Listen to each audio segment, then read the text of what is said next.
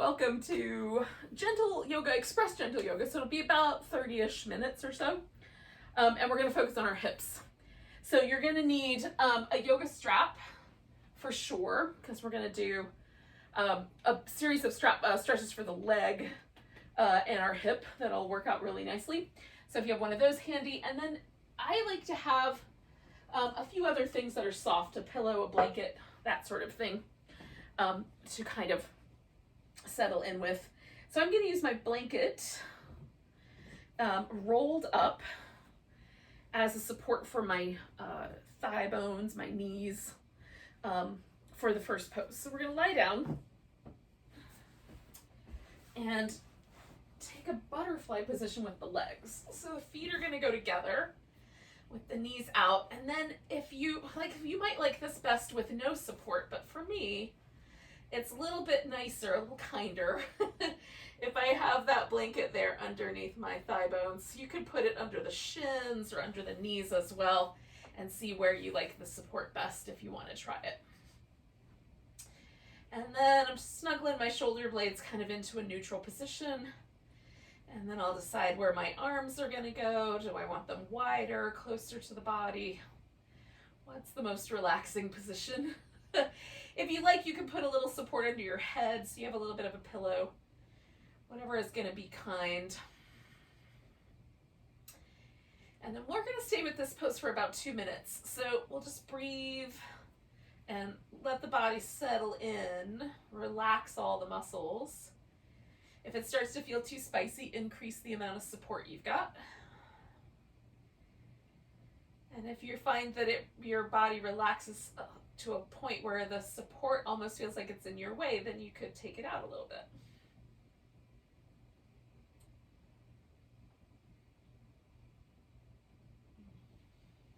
And we're also going to use this couple of minutes just to get really present.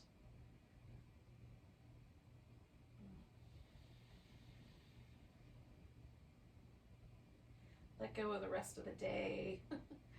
Concentrate on the breath and the moment.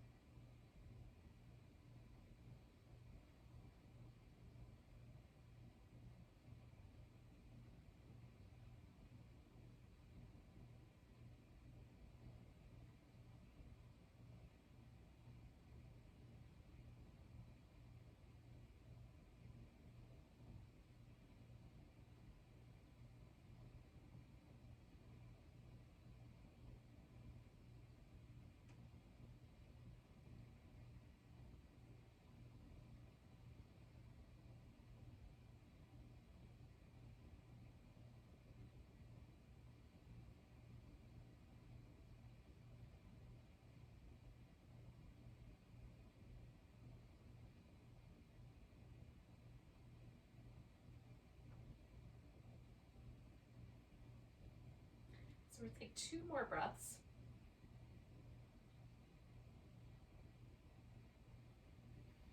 Now you can, with your exhale coming up, bring your knees together if you like, or you can just straighten the legs out. So either one of those options. I'm going to go for the straightening out and take a nice big long stretch.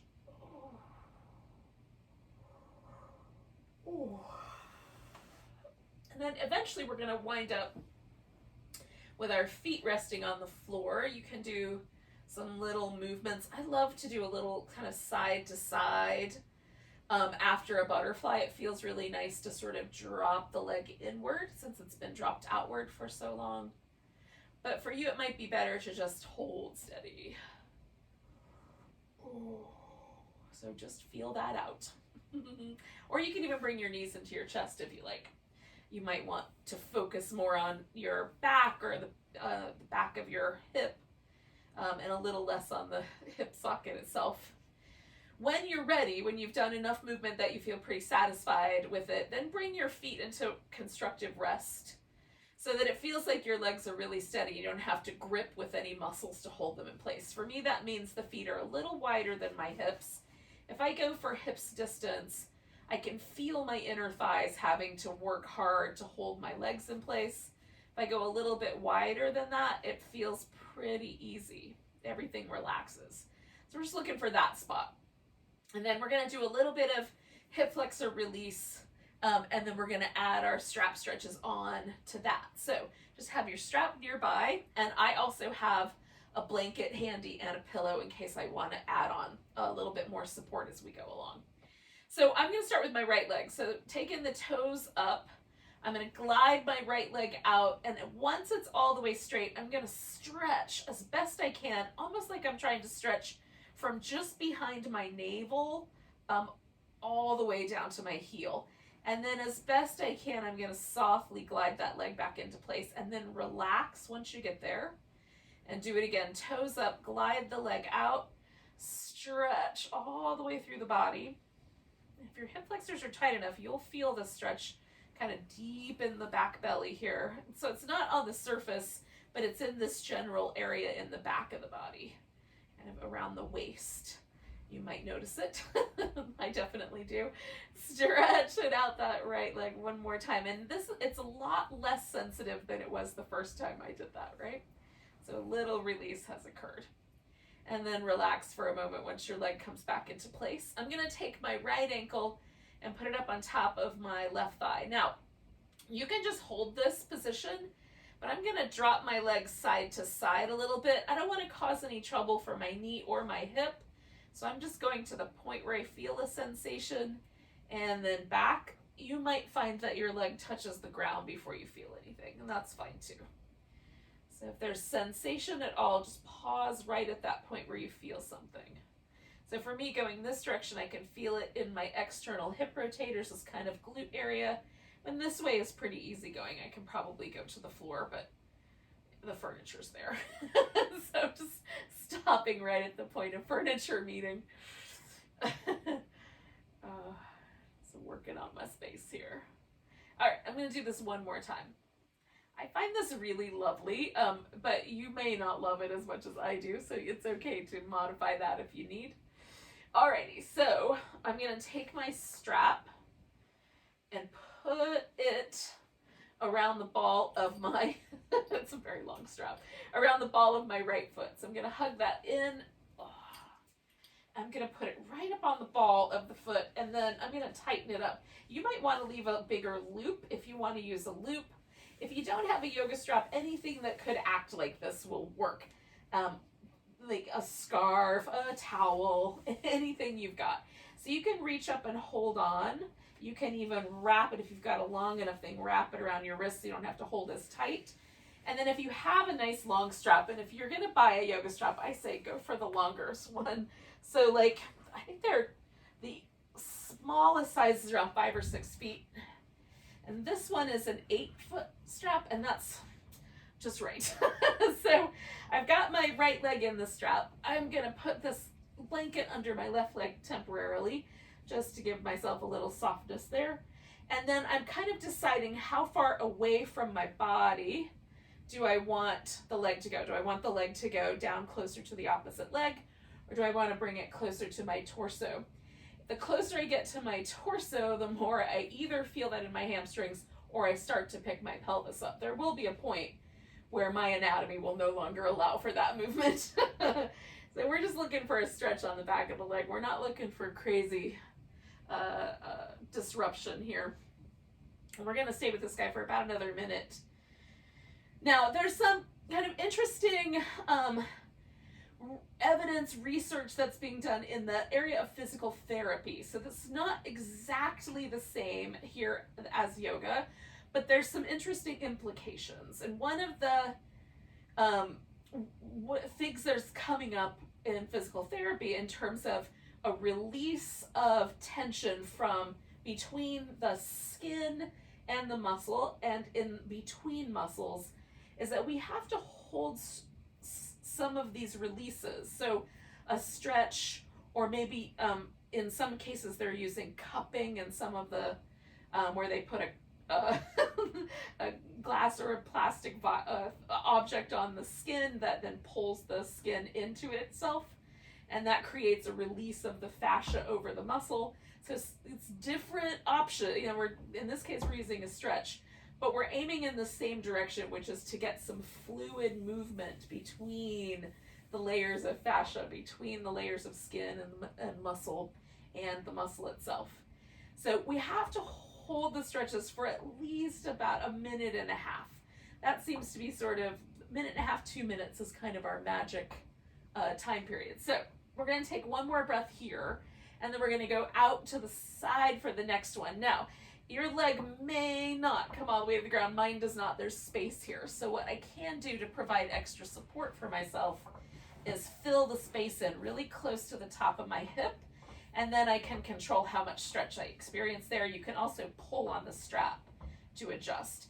So we want to go to the point where we feel something, but it's not so intense we can't stand it, and then we stay a while. And this seems to be the best method for creating a little sense of fluid movement, right? And it's really this release of tension or kind of hydration that we're aiming for here.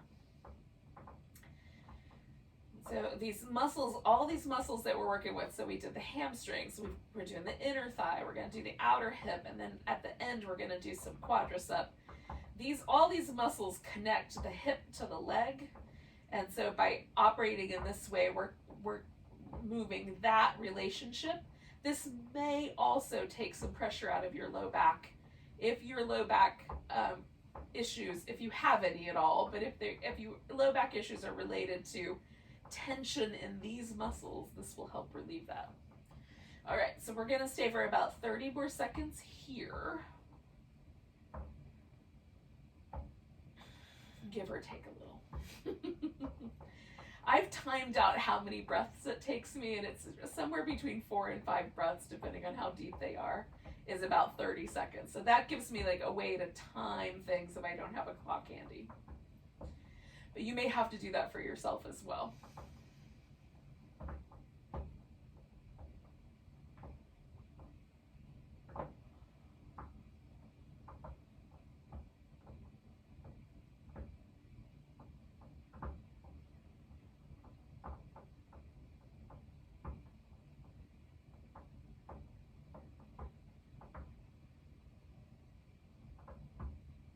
Okay, so take a nice big breath, and then we're going to do a twist. Now I'm going to take the strap away for the twist, but you can keep it if you like. So I'm going to bend my knee, and then I'm going to take my leg all the way over into the twist and kind of wrap it around the other leg, and then I'll adjust my support so that I can keep my upper back on the ground.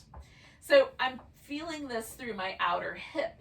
If you need a little bit more sensation there, you can certainly keep the strap and straighten the leg and kind of provide a little bit of resistance there for yourself. And I'm just going to put that pillow there to hold my hip in place and then reach my arm out. And this gives me a little bit of release through the chest muscles as well. I'm aiming for my hip today, but bonus points are not bad. Bonus areas.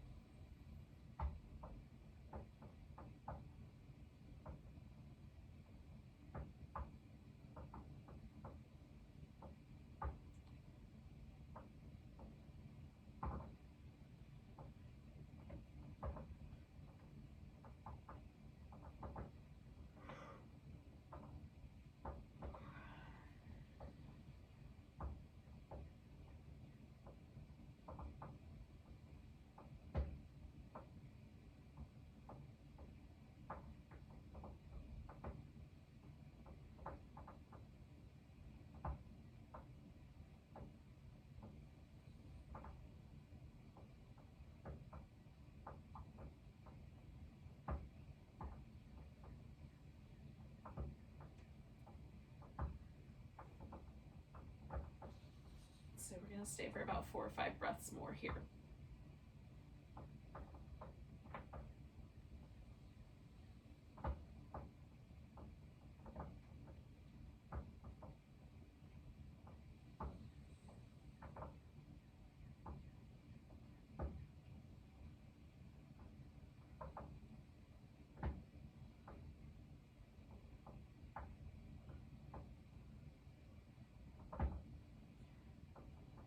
going to take a big inhale, and then I'm going to come out of this by bringing my legs back to the center. And then I'm going to stretch out nice and long. In between sides.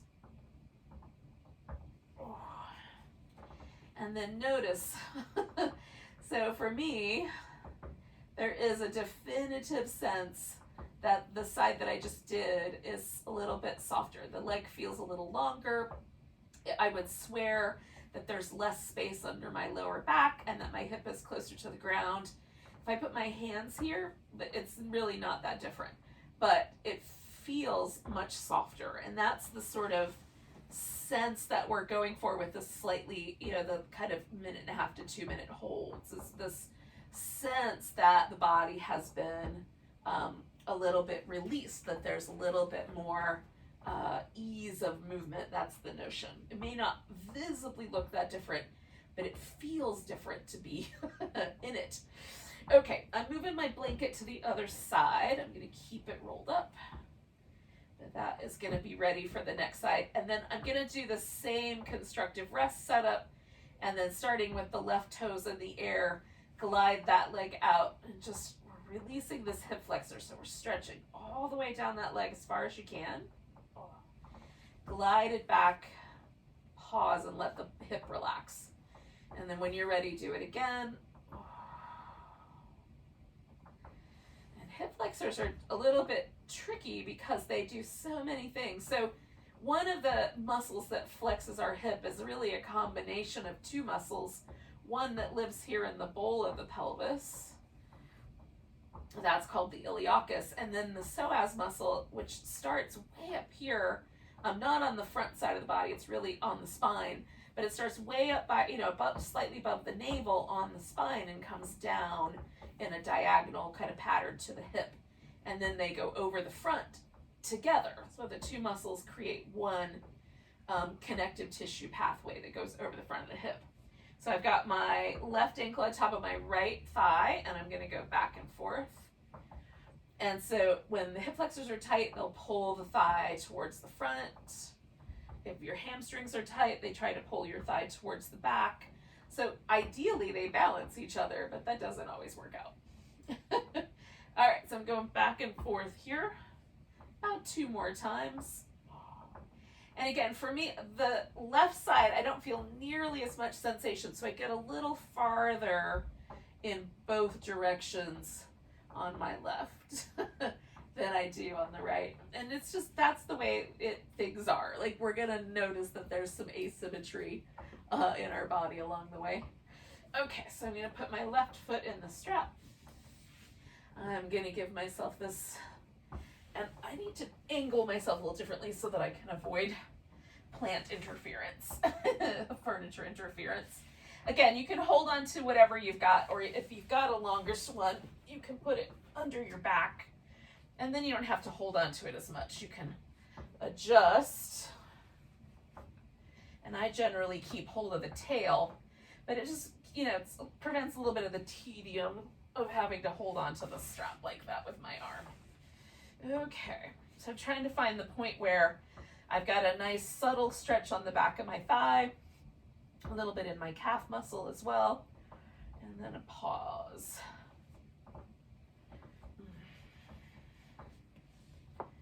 And these stretches, they're not particularly exciting. This is not exciting yoga. I always love looking at the pictures that people take of themselves doing yoga poses, and they're always super fancy, like balanced on their forearms or one foot up on an elbow, with their nose a couple inches from the ground, and they're very exciting looking poses. And I reflect on that, and the vast majority of the yoga poses that I do for myself every day because they feel good are super boring. They would not take good Instagram photos, but they feel good. That's what this is. This is not aesthetically pleasing, but oh so sensational yoga. So we're going to stay for about 4 more breaths here. I'm sorry about the fact that it's not very aesthetically pleasing.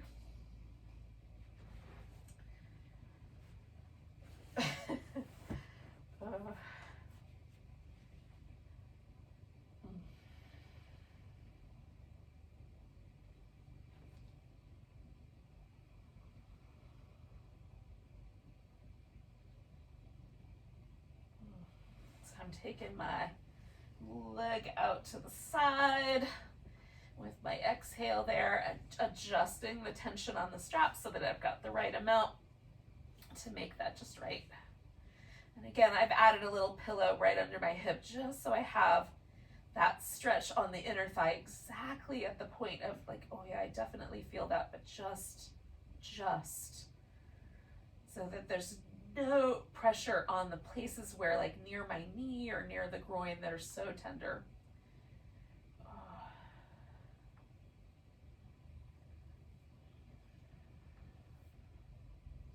You can slightly rotate the legs so that there's a little bit of a change. Sometimes I find I like the toe rotated down. Sometimes I like the toe rotated up a little bit more.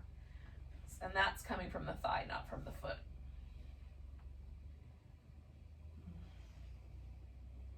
So we'll stay here for about 5 or so more breaths. Give or take 1 or 2.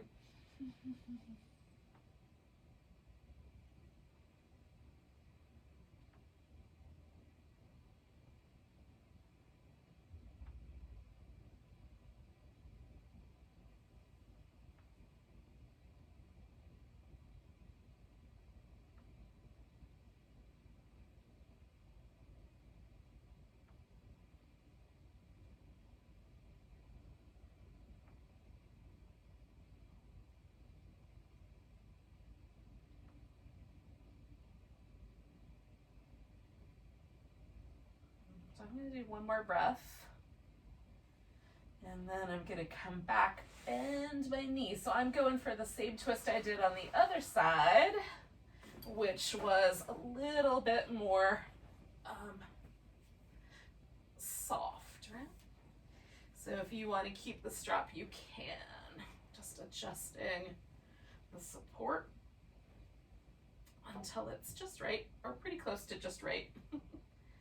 I'm looking for this little sensation of opening along this outer hip. So right up here at the top, we've got one of our like most important probably glutes, which is the glute medius muscle. And then there's the glute minor is underneath there too. Most of us know our glutes as gluteus maximus, that nice big butt muscle on the back. But the one that's probably more functionally important is this gluteus medius, which kind of stabilizes and holds the hip steady when we're walking around. Arguably, anyway. I'm not saying they're not all important. They are. They wouldn't be there if they weren't. It just doesn't get as much love. That's the gluteus maximus. But with a name like gluteus maximus, we can understand. It's pretty powerful. It's a powerful name. So we'll stay for about 5 more breaths with this guy. Now, the pose that we're going to do after this is to hit the quad, which is this top part of our thigh. So far, we've not gotten that as much. And you can either do that pose lying on your side, or you can do it lying on your belly. I'm going to do it lying on my belly, and I'm going to come back to using the strap. That gives me the most control and the least amount of knee pressure. But you may decide that you want to hold onto your foot with your hand, and that's perfectly fine. So we'll stay for a couple more breaths. Now I'm going to come back onto my back first with my next exhale. Oh, and give myself that nice long stretch. Oh. And then for you, if you know that laying on your belly is problematic, then by all means, you can roll onto your side. And I'm going to just show you some options on the side real quick. Laying on your side can be a little wobbly. You're going to work with the leg that's on the top. So you can bend the bottom leg or even stick it a little bit out front to give yourself a little bit more stability. And if you need your arm out front like that, you can get some, fill this space with pillows or blankets so that you've got a head support. That's fine as well. Okay, so for me, what I'm going to do is I'm going to put this strap back on my foot. And it might wind up closer to my ankle on this version compared to up by the ball of my foot on the other one. Okay, so I'm going to roll onto the belly, and then I'm going to put the strap over my shoulder. Now, my left leg is the one I'm doing first, and it's the one that's most prone to cramping. And I don't know why, but for some reason, when I stretch the quadriceps on this leg, my left hamstrings want to cramp up. It's pretty normal. So I'm just going to the point where just before I feel the sensation of the cramp, I'm going to breathe a little deeper, because sometimes it's oxygen deprivation that causes muscles to cramp. So I'm just going to really pump in some breath. And I'm just bringing my heel towards my buttock until I feel something in my quadricep. And I do. I don't want to create any trouble for my knees. So if I need to, I can make more space there and actually work a little bit with lifting the thigh. If I go too fast in any direction, I will definitely cause trouble for myself. So work with what you got, yogis, whatever your particular circumstances. We're going to stay for about 5 more breaths or so.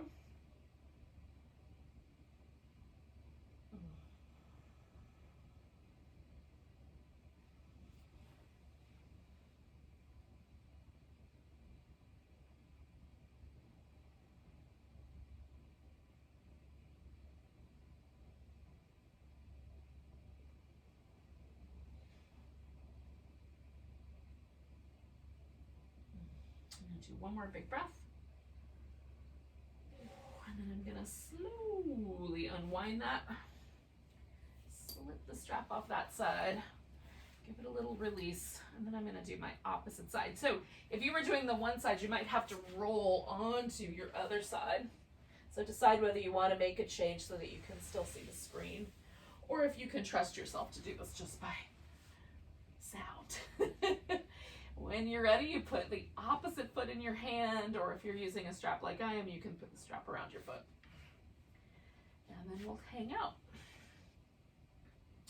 So I am softening the front of my hip into the floor. I'm trying not to roll onto my side because I'm doing this belly down. But of course, if you're laying on your side, you're already there.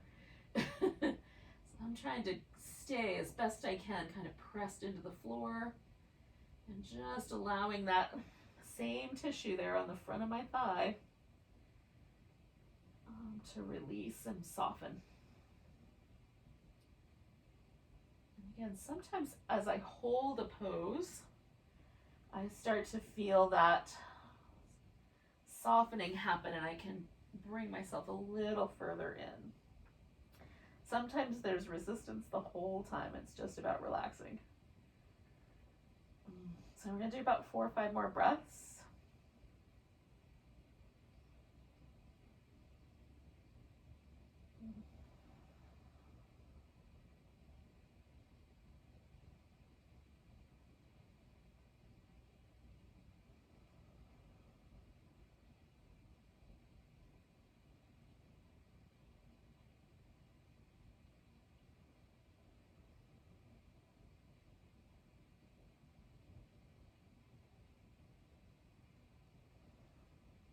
One more big inhale. And then we're going to let it go.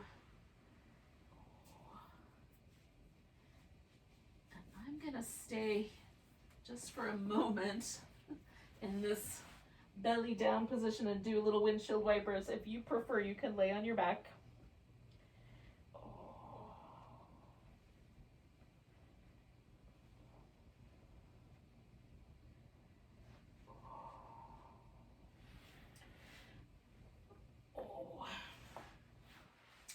So yogis, that's our express 30 minutes releasing everything that lives attached to our hips. And hopefully that will send you off with a little bit more of a sort of feeling of fluid movement and a little less pressure in your back. I thank you so much for joining me. If you want to stay and do a little Shavasana on your own, you can. I'm not going to stop you. But as a group, we'll take a nice big breath. And a big deep sigh. Namaste, everyone.